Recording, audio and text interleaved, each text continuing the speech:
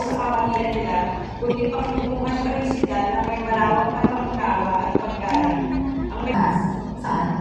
Kapag may nagsulto naman po sa akin ay hindi ko ako gagawin. Hindi ko na mag-sorry po ako agad kapag may nasabi po akong hindi maganda.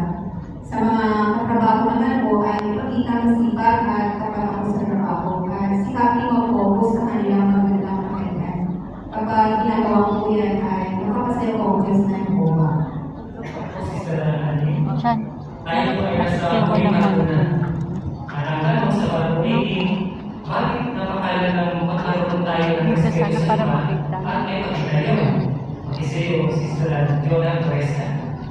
Marami pong magagandang dahilan kaya respeto kita, lalo na mga pamilya natin, mga pagkakristyano, at lalo na sa mga dinanampatayan ng Panginoon.